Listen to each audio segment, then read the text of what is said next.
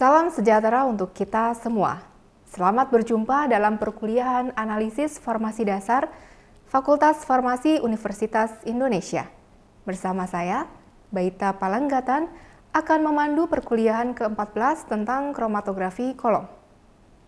Setelah mengikuti kuliah mengenai kromatografi kolom, mahasiswa diharapkan mampu memahami pengertian kromatografi kolom, prinsip analisis, prosedur, serta aplikasinya.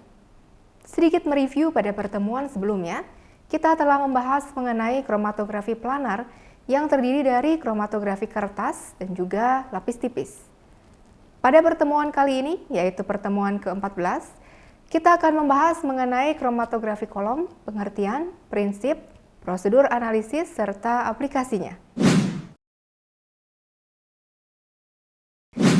Kromatografi kolom merupakan teknik kromatografi di mana fase diam dipack dalam suatu kolom inert, biasanya gelas borosilikat, kemudian fase gerak dialirkan untuk membawa sampel terelusi sepanjang kolom atau fase diamnya. Perbedaan migrasi masing-masing senyawa dalam sampel campuran disebabkan perbedaan afinitas dengan fase diam dan fase geraknya akan menghasilkan fraksinasi senyawa. Fase diam dapat berupa padatan atau cairan pada penyangga padat, namun umumnya berupa padatan. Fase gerak berupa pelarut atau campuran pelarut yang melewati kolom menggunakan gaya gravitasi atau pompa peristaltik. Nah, proses ini dinamakan elusi. Eluasi atau elusi dapat berupa isokratik atau gradien. Isokratik berarti komposisi fase gerak konsisten sepanjang pemisahan. Gradien artinya terdapat perubahan komposisi fase gerak selama proses elusi, seperti adanya perubahan pH dan kepolaran eluen. Tujuannya adalah untuk mengoptimalisasi pemisahan.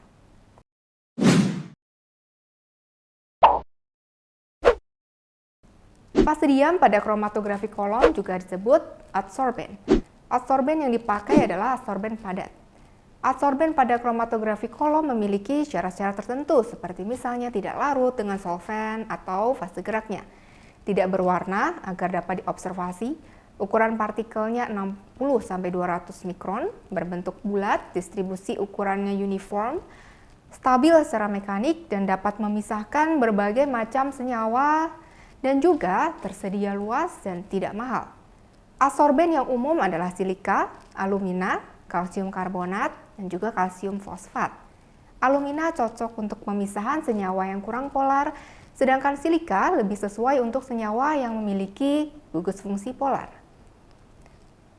Tabel berikut merupakan beberapa contoh adsorben dan penggunaannya dalam pemisahan senyawa kimia.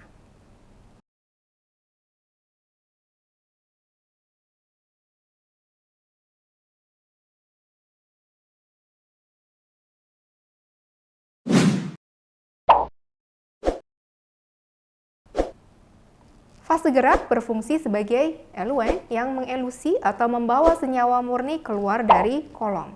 Dan juga kita sebut sebagai solvent atau pelarut ketika memasukkan sampel untuk dialirkan keluar kolom. Pemilihan solvent tergantung pada karakteristik atau kelarutan dari senyawa yang akan kita pisahkan. Pelarut juga dipilih dengan titik didih rendah untuk mempermudah pemurnian senyawa. Untuk mekanisme adsorpsi, polaritas merupakan faktor yang utama. Biasanya eluen menggunakan campuran 2 hingga 3 pelarut dengan polaritas yang berbeda-beda.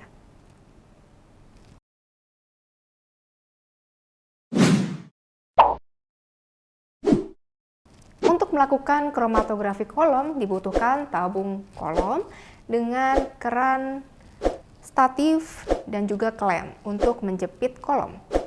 Glass wool atau kapas digunakan untuk menahan adsorben di bawah.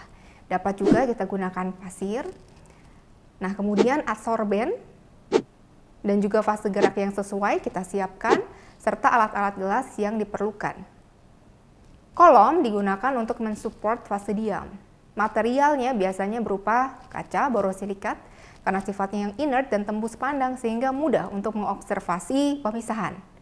Rasio panjang dan diameter bermacam-macam. Kita bisa gunakan 10:1, 30:1, 100:1. Atau disesuaikan dengan banyaknya sampel dan juga kekuatan dari adsorben itu sendiri. Untuk campuran dengan volume yang besar, kita gunakan kolom yang lebih panjang.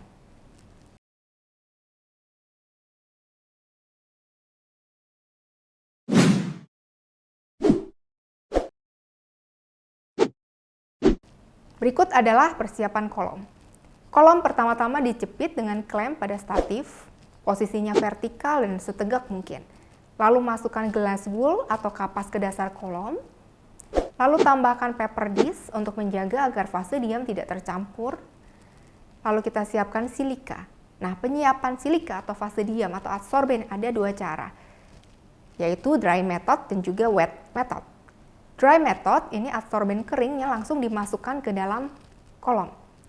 Lalu bisa diketuk-ketuk untuk memampatkan, baru setelah itu kita tambahkan pelarutnya. Biarkan mengalir melewati kolom beberapa kali. Lalu yang kedua adalah wet method, merupakan cara yang paling umum dan menghasilkan kolom packing yang lebih kompak. Yaitu caranya adalah membuat slurry adsorben. Kita tambahkan pelarut ke dalam adsorben tersebut, diaduk, kemudian baru dituang perlahan-lahan ke dalam kolom dengan bantuan corong. Kemudian eluen dialirkan terus-menerus sambil keran dibuka. Kita dapat mengetuk-ketuk dinding kolom agar dapat membantu fase diam lebih cepat homogen. Eluen dibiarkan 2 cm di atas permukaan fase diam. Jangan sampai fase diam dalam kondisi kering, karena packing kolom bisa crack atau pecah sehingga tidak homogen lagi.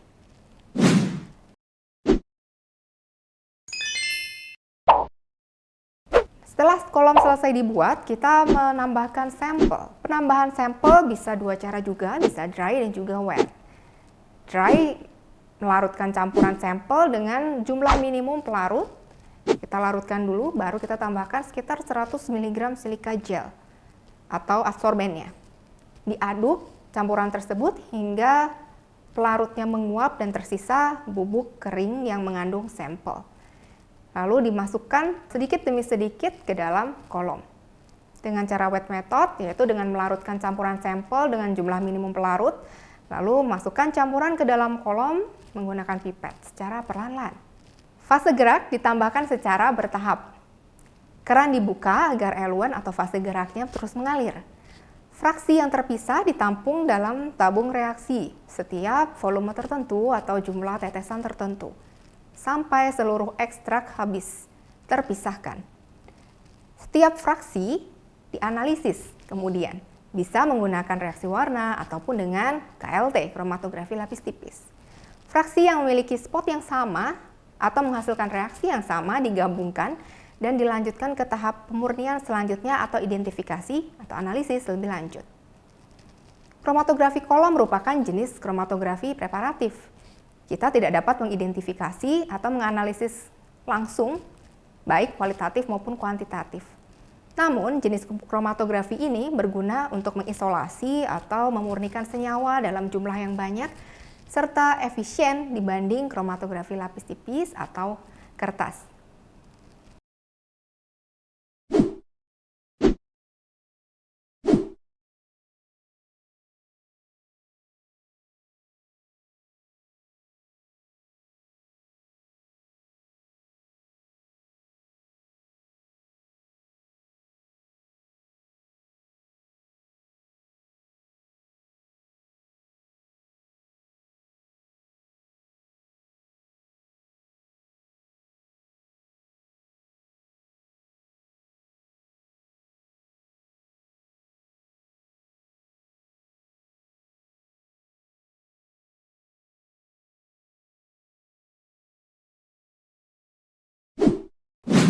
Sekian mengenai kromatografi kolom. Semoga informasi yang saya sampaikan mudah dipahami dan bermanfaat. Terima kasih.